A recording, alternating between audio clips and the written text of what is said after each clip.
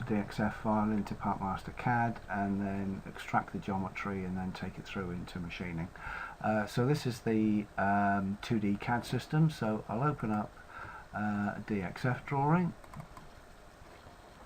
It's in millimeters, and I've got the switch here to expand all the blocks, so those are, it just explodes them down into their base elements. Okay, so that's the DXF file read in there, so if we just zoom in on that area. Right, so we need to isolate the contours that we want to machine and set up our zero position. One thing I will do, there seem to be a lot of extraneous point data within here which we don't need, so I'll just get rid of that. And to do that I go to Edit, delete all points from all layers. Okay, so that just tidies up the drawing. So I'm just going to create a couple of contours and do some drilling. So if I create a contour around the outside, that should all be okay. But if I want to isolate this area here, I probably want to split this circle where it hits these two lines so I can create a single contour around. So to do that I use intersect and split that circle where it hits that line, and split that circle where it hits that line. So now I can create the contours. So to do that I use the big red NC button, and the first thing to do is to set the datum. So I want the datum probably in the center there, and now I'll create contours. One around the outside, I think this is 8mm deep, so that creates the contour go around the outside. Now I'll do another contour, which is this island in here, little pocket, and I believe that's around about 6.4, that's about 6mm I think, below the top face. Okay, so that's created that contour. Now we'll do another one here, and say that's 0 and it goes down to 6mm.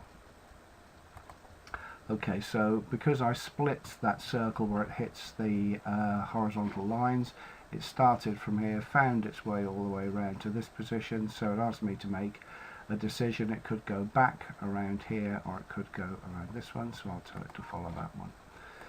Okay, now I will need other contours, but those will do just for start so you can see how it all works. And the last thing we'll do is I'll create a pattern of holes, this one here and this one here, so I could do some drilling. So if I save that drawing away and we'll put that into the correct folder, and now we're going to machining. So the only thing that's taken through into the machining module is the contours and the pattern of holes that I've created. So this is where we set up the machine setup, and this is where we do the milling operations.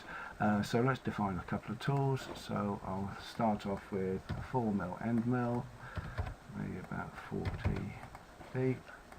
Select that tool for use, set the spindle speed and the feed rate, and then do an area clear on that pocket. So choose that pocket. Okay, so that's done that. Now might want a different tool, say 6mm, 50 and 25. Select that tool for use, and then do a go around operation on this contour here. The approach and runoff, I'll use an arc approach of 3mm, and I'll use an arc runoff of 3mm, and we'll do that 6mm deep. Okay, so if we just look at that in the ISO view. Now with all of these commands, whenever I'm doing anything, if we need to change the cut depth at any time, then we can simply add on cut depths so that it pegs down in the Z-axis. And the last one we'll do is the outside shape.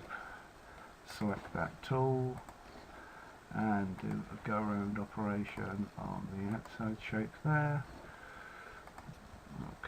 that's that. If you want to do some drills, we set up a drill tool, set the diameter of the drill, set the length of the drill and the cut depth of the drill. Select that tool for use and then just do a drilling operation on that pattern, and let's have a peck drill and we'll have, say, 4 pecks. Okay, so that's created a lot of the machining for that, not all of it, but enough to give you a flavour as to how it works. If we want to do a 3D simulation of that, then that just creates the data for the simulation, and this is using exactly the same data as the G-code file. The CL data is the same in both cases, so what you see cut here will be what gets machined. This is the simulator. We've got simple video controls at the top here.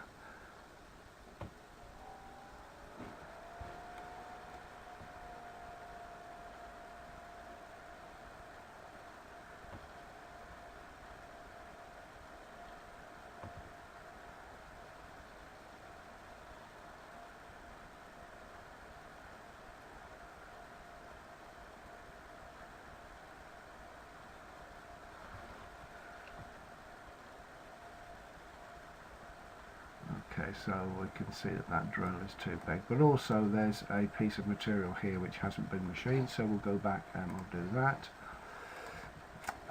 So if I go into the plan view and if I number the spans, then I can see that the outside shape, this part of the shape here, is span number 2.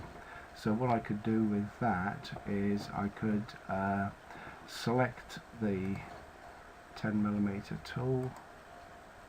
Well, let's have the 6mm one, that will be okay for that. And then I'll do a simple go round operation on that outside contour, but I'll only machine span number 2, and we'll take off the approach and the runoff, and we'll say no offset, and we'll go down to 6mm so that it just machines around there. So run the simulator again, and this time I'll just go into fast forward mode on the simulator so that it just shows me the results.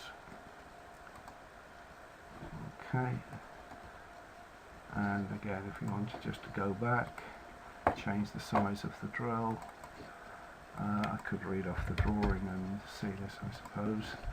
Let's have a quick look. Okay, they're 3.5mm.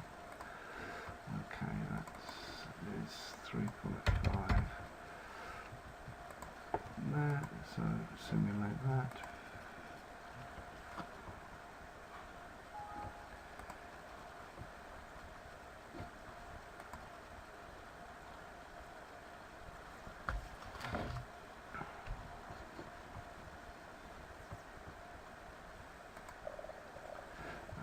A wee bit better. Okay.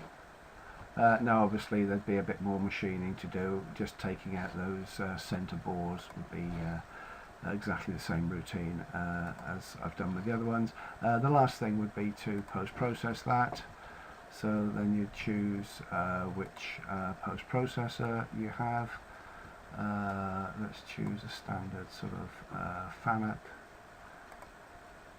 type control. There's hundreds of different post-processors for all different sorts of machine tools, so there'll be one which suits your machine tools, and then when that happens, then we get the G-code shown us here below, and that can either be copied onto a memory stick, but if you do have cables linked up to the machine tool, then within the PartMaster system there is an RS-232 comms module, so that you can choose the configuration for a particular machine tool, and then that will just be sent down to the RS-232 cable.